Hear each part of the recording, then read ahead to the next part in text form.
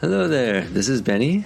And this is Kyle. And you're listening to The Doctor's Watcher, the geology podcast about every episode of Doctor Who. Geology? That rocks. And that's the level of humor you can expect on our show here, folks. Stick around. Indeed. We've maintained that level for 100 episodes, and we're not going to deviate from it now. Yeah, it's not going to get any better. It's probably gotten worse. Well, Kyle, I had an update for you that I wanted to share. We were talking about Legend of Zelda, Breath of the Wild, and Tears of the Kingdom, and I mentioned that I hadn't started on Tears of the Kingdom yet because I was still working on the DLC for Breath of the Wild, but it was incredibly difficult, and I wasn't sure what I was going to do about it. I decided to give it another shot, and I managed to get past the part I was stuck on, and now I am continuing in my attempt to actually clear the DLC before I move on to Tears of the Kingdom. So yeah, still working on this Breath of the Wild DLC, trying to get my motorcycle, and we'll see how that goes. It is incredibly difficult. I don't think I have the level of skill required, just for what it's worth, but I may be able to get through a mixture of tenacity and a willingness to be as cheap as possible on some of these fights and missions and things, and kind of brute force my way through some of the challenges. Nice. There's at least one where I was just like, you know what? I've got some of these guardian arrows or ancient arrows or whatever. I don't really feel like fighting these robots, so you all get ancient arrows. Nice. Yeah, I'm still playing Tears of the Kingdom, and probably will be for quite some time because there's just so much game in it to be played. Indeed, it's one of those. Yeah, I will say that there are certain ways that I feel like it has improved on Breath of the Wild. There are maybe a couple things that I liked the Breath of the Wild user interface for a little bit better, but for the most part, Tears of the Kingdom is definitely a step up. Well, good to know, as I'm still working through Breath of the Wild. It's one of these things where I'm like, I want that motorcycle so bad, but then how long am I actually going to be playing the game with the motorcycle, rather than just moving on to Tears of the Kingdom? So, TBD. Well, shall we talk about some Doctor Who? Yes, enough of Legend of Zelda. Let's talk about Legend of the Doctor.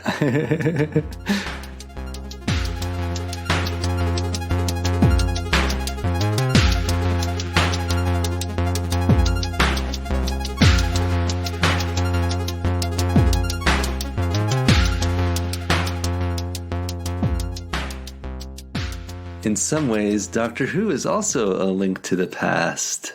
That's true. That's one of the older Zelda games for our younger listeners.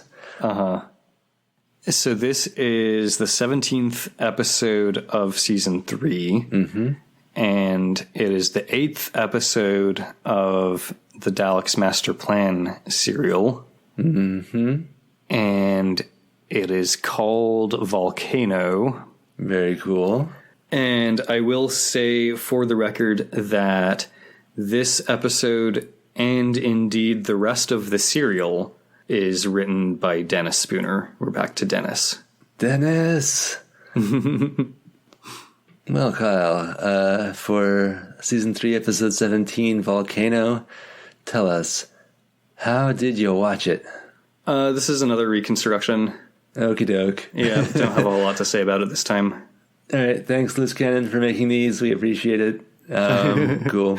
All right, Cliff Dangler. Yeah, I don't know if we really had one last time. Yeah, I was just going to say the same thing, basically.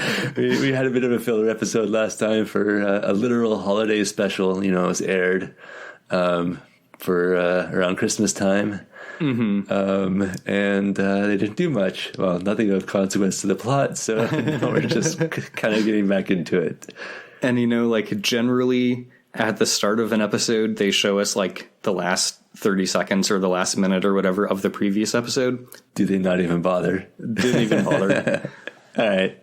We jump right into new stuff. The first scene of this episode is with CGI Daleks. Of course, CGI thanks to loose cannon. Thanks, loose cannon. And these Daleks let us know that they have fit the taranium core into their time destructor and it's ready for testing. But they don't know it's made of paper mache. Correct. They do not yet know that they've got the paper mache taranium. Excellent. We know that, but they don't know that. We cut to a different room at the Dalek Conference Center. I think I mentioned in an earlier episode that, like, I wasn't really sure if the Dalek Master Plan Club conference was still going on or not. Mm-hmm. But it seems like maybe it is still going on because Mavic Chen, Trantis, and Salation are all still here. Well, sometimes you also have like smaller cons that take place around the same time in the same location as the bigger cons. Because I don't know if that's as true for conferences as it is for conventions, but I'm sort of conflating the two. I'm con-flating the two. I didn't do that on purpose. I never actually do puns on purpose. Yeah, I rarely do puns on purpose either, too. Most of the time. So these three, Chen, Trantis, and Salation, are discussing how relieved Mavic Chen must be now that the Daleks have the taranium back, and how it seems like only some of the people who stole it were from Earth. Only two of them, and they are under the influence of some creature from another galaxy. That creature being the Doctor. Huh. I mean, I know they have no reason of knowing where the actual Doctor is from, so I don't think that this is much in terms of what the Doctor canonically is, but I dig it anyway. I think that's cool. Because I know that we've said that we don't actually have any indication yet that the Doctor is anything but human. And I don't know if we can count this or not, because like, how would these guys know? So yeah, I'm not sure if this counts or not. Yeah, but it's cool. We very briefly cut to the TARDIS, basically just long enough to learn that they're apparently being followed as they fly through time and space, and that Sarah Kingdom wants to go back to Kemble to destroy the Daleks' invasion fleet. Hell yeah, Sarah Kingdom. Yeah, person of action. I hope she sticks around. I like her. Back at the Dalek Conference Center, Salation and Mavic Chen are now watching Trantis through a window. Trantis is inside of the test chamber with the time destructor. Good luck with that, buddy. So for Salation, you should picture somebody who is like human shaped, but they're white. Not white like skin color or ethnicity, but just like actual white. And they're covered in sort of like round nodules that are black, and they talk like this. I wonder why they chose him.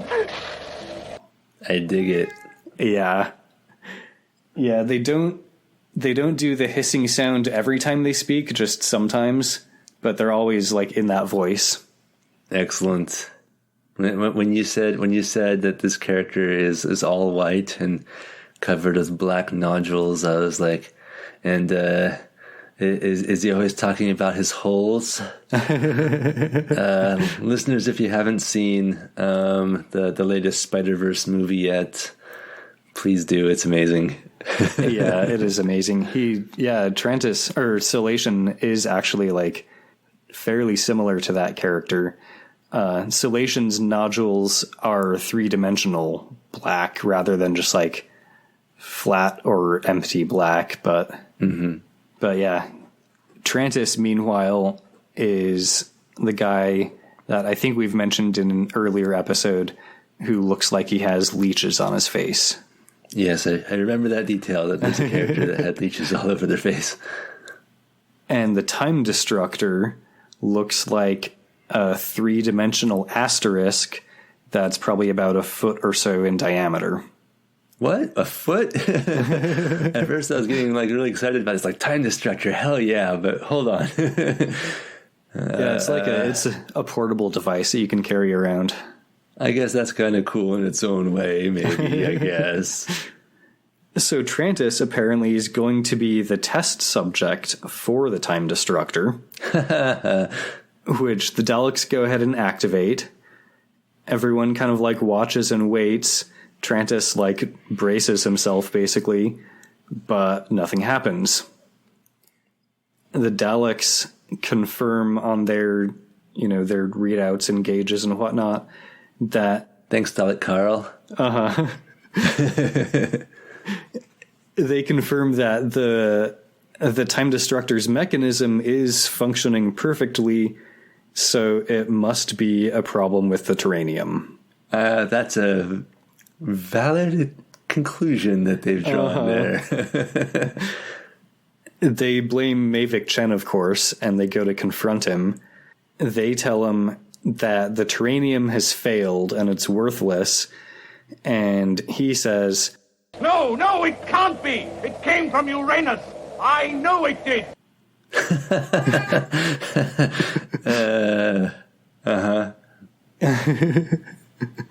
One sec, Matilda wants out.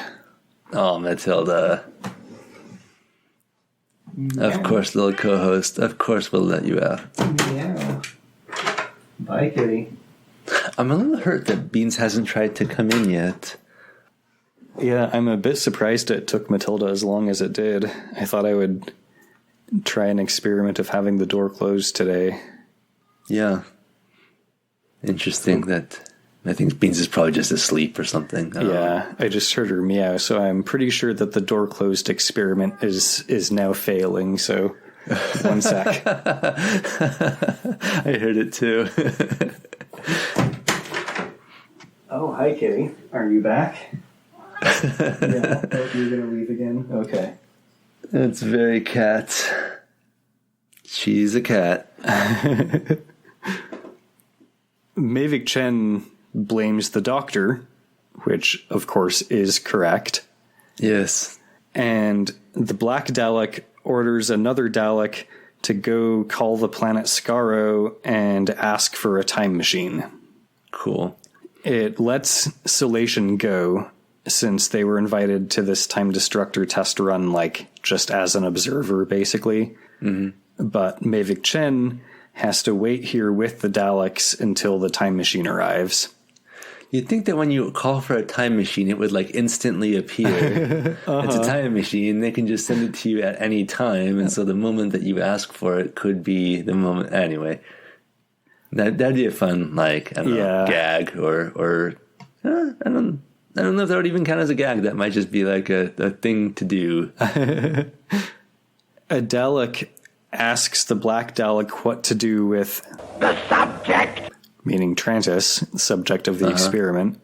And the Black Dalek says to... Exterminate him! He's like, dude, why'd you even ask? Come on. Seriously. So the Dalek does this via film negativizer. Yep. And according to the loose cannon action subtitles, Mavic Chen looks on this in horror. I think Mavic Chen had a little bit of a premonition there.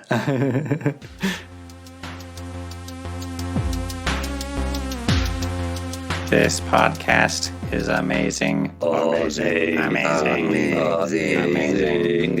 The emissaries from the 7 planets will arrive as arranged, and we will tell them all about this podcast. Tell your friends. Write a review and leave it with a 5-star rating.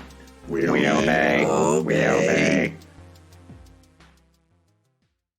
Back on the TARDIS, they're still being followed, so the Doctor decides that he has to land. We cut to footage of a cricket match. Well, the English batsmen are really fighting against the clock now, Scott. My word, yes. 78 runs in 45 minutes to win. It really has been an exciting game, hasn't it, Scott? Very exciting. Excellent. Cricket. 78 runs seems like a lot to me, but I also know that for whatever reason, cricket scores can be like super high. So yeah, that's true. I know very little about cricket. They only have 45 minutes to get 78 runs, though. So that's true. Of course, the TARDIS then materializes on the pitch, which concerns one of the announcers because he's speculating, if it takes like 10 minutes to clear it off the pitch, then England will have to get 78 runs in only 35 minutes to win. You'd think they'd pause the clock, but I don't know if that's not a thing they do in cricket. Yeah, I kind of had the same thought, but I know next to nothing about cricket, so who knows? Yeah.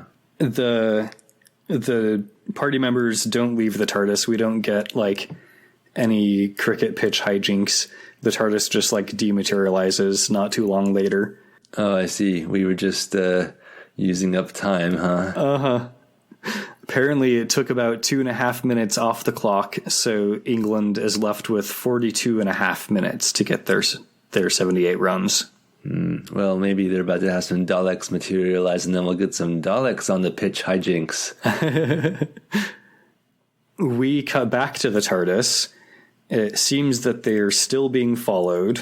And then we cut to the Dalek control room, where the Dalek time machine materializes.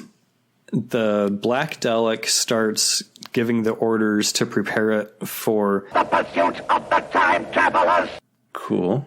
It tells Mavic Chen that he has to go with them, and if they fail to retrieve the Taranium core, you will suffer the same fate as the time travelers. Annihilation.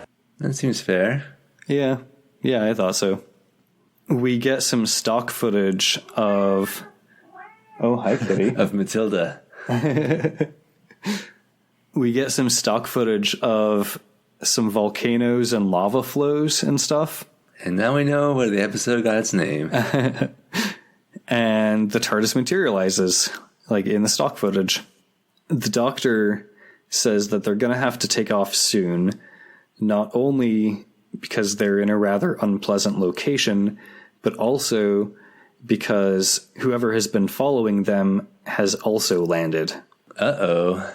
We cut to some more stock footage of volcanoes and lava flows, and then we cut to a loose cannon composite shot of like volcanic rocks and boulders and stuff, and a glowing door opens in one of the boulders, and out walks the monk. What? Yeah, because his chameleon circuit or whatever it is actually work, yeah. I was not expecting to see him again, I'll be honest. Or I think it was one of those things where I was like, oh, I think he shows up later in the novels or something. Or fans speculate that he might be the same character as some later characters or something. Either I didn't realize that he shows up again so soon in an actual episode, or I saw it and forgot. Or anyway, cool. That's awesome. Welcome back, Monk. He whips out a pair of binoculars, and he very quickly spots the TARDIS, and he starts to laugh. Yeah, he's not the biggest fan of the Doctor. Yeah. The Doctor has apparently abandoned the idea of taking off soon already because he, Sarah, and Stephen are all outside the TARDIS now, and the Doctor has started to wonder who might be following them. And, of course, that means that the Doctor has to investigate. Who knows how long that's going to take. Yeah. So the three of them start searching, and as soon as they're a little ways away from the TARDIS, the monk sneaks up to the TARDIS. He puts on some protective goggles, and then he uses a handheld device to make a sci-fi noise on the TARDIS door.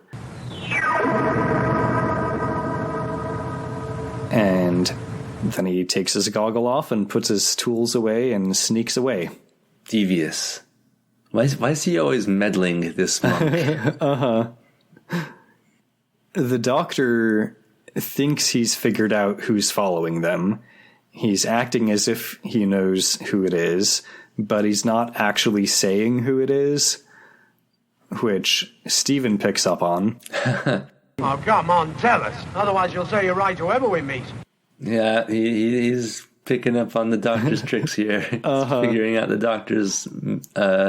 the doctor works. The doctor doesn't tell him. He basically just makes a quip about Stephen lacking patience. And then, like, before he could tell him, the monk appears on a ridge above them.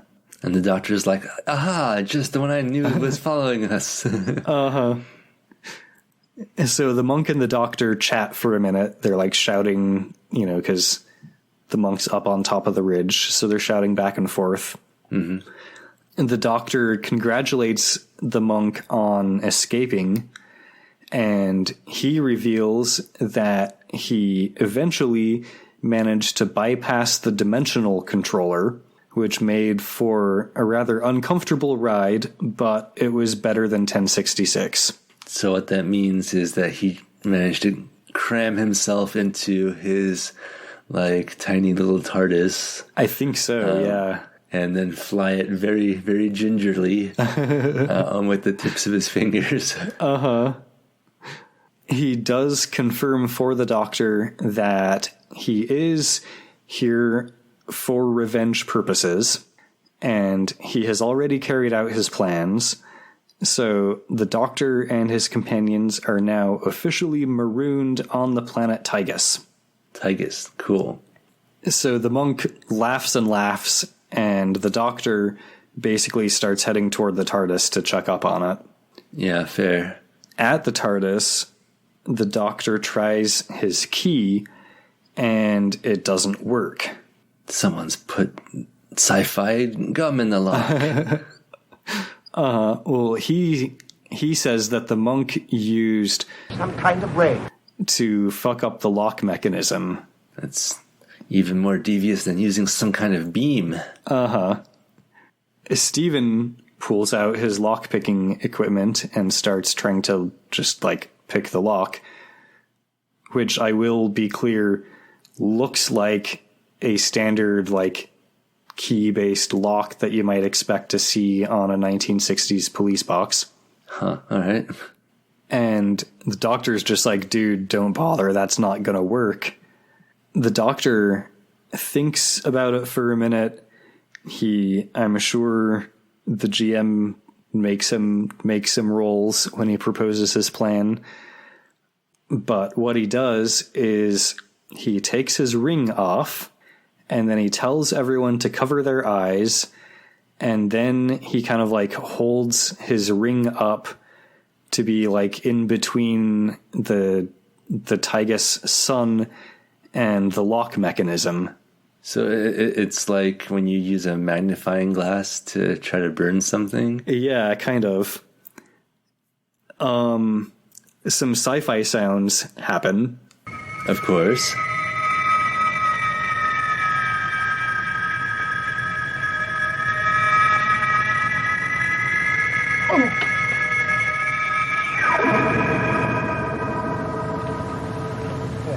And then he waits a minute, and then he tries his key again, and it works. Nice. Well, that was easy. So they all board the TARDIS. The monk watches as it dematerializes. He shouts, You haven't done the last of me, Doctor! You haven't done the last of me! Excellent. Classic. Yeah. Given that it's a reconstruction, we can only assume that he shakes his fist at the sky. I mean, I think that's a safe assumption. Yeah. Matilda thinks so too. Thanks, Matilda. Glad we're on the same page. On the TARDIS, they all basically agree that the monk's gonna be back. And, Sarah's like, at least this time we'll know to expect him. Mm-hmm. The doctor sends Stephen over to a control panel for Stephen to watch, and, tells him to let the doctor know as soon as the monk's TARDIS registers on the indicator, Stephen still wants to know, like, how the Doctor got into the TARDIS, how he fixed the lock mechanism, basically. Yeah. The Doctor explains... The sun in that particular galaxy has very unusual powers. I merely reflected its powers through that ring. Okay. Yeah, that is all the explanation we get. He refuses to tell them, like, specifically what the sun's powers are, because he doesn't want to discuss it anymore, and Stephen should do as he's told. Okay. I mean, I kind of feel like that's the writers telling us not to worry about it too much. Uh-huh. The Daleks, meanwhile, are boarding their time machine, and they start a countdown from 100, which, of course, means that for, like, several lines of Dalek dialogue, there's another Dalek voice in the background just counting down from 100. Excellent. They have apparently located the enemy ship on planet Earth, London 1966, which I guess is 1966. Apparently that's how the Daleks say years. Cool. We cut back to the TARDIS, where they're watching celebrations taking place outside. They're, like, watching them on the scanner. Right, because this would be the New Year's episode if the last one was the Christmas episode. Yeah, it's not clear to the TARDIS crew what's happening, but it is actually, like, apparently the London New Year's celebrations as 1965 turns over to 66. Cool. And yeah, that, I guess, technically would have been the night before this episode aired, because it aired on New Year's Day. Cool. The Doctor and his crew figures that they're probably not going to be able to repair the TARDIS at this location. I guess because there's, like, too many people, or maybe they know it's going to be not high technology, or it's not clear, but not going to be able to repair the TARDIS here. We cut back to the Dalek control room, where the countdown reaches 0. The Dalek time machine dematerializes, and the Black Dalek, who stays behind in the control room, assures the other Daleks that conquest is assured. Fantastic. And as they all chant, Conquest! Conquest! Conquest! Conquest! the words "next episode, Golden Death" appear on screen.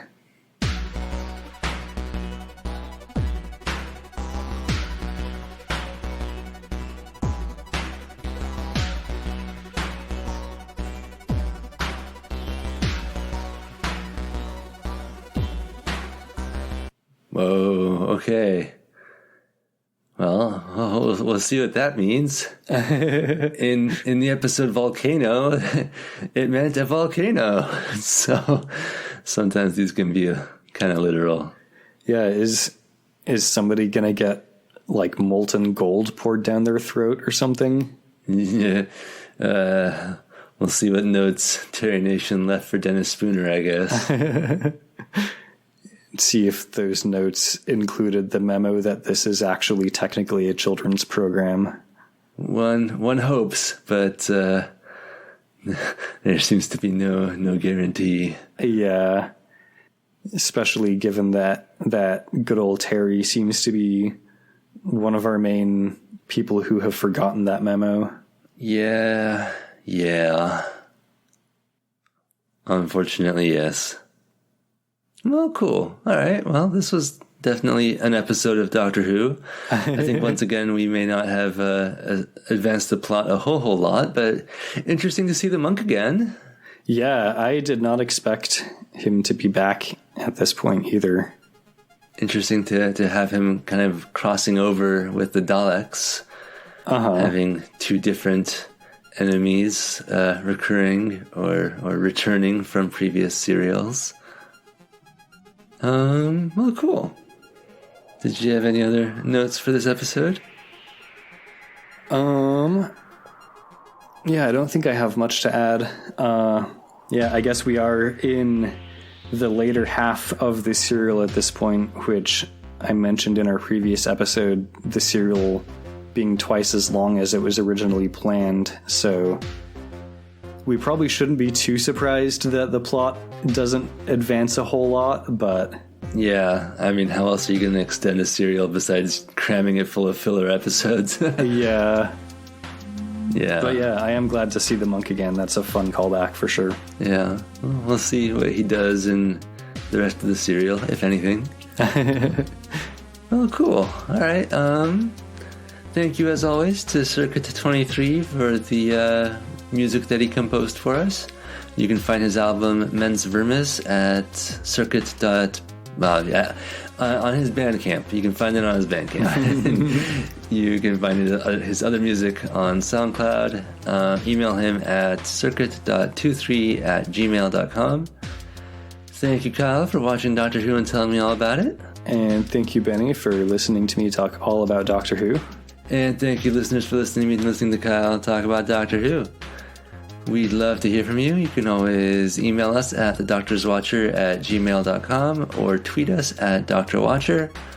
Don't forget to share our show with friends and give us a rating and review on Apple Podcasts. Indeed. They say that kind of thing helps the algorithms and stuff. Yeah, and we want to help the algorithm. The algorithm is our friend. The hungry algorithm. Yes, feed it. All right, y'all. See you in 2 weeks. Bye. Bye.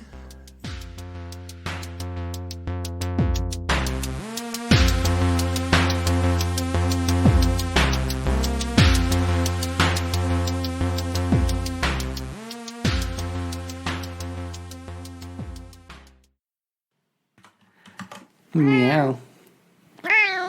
Meow. Meow. Meow. Okay, I'll put you down.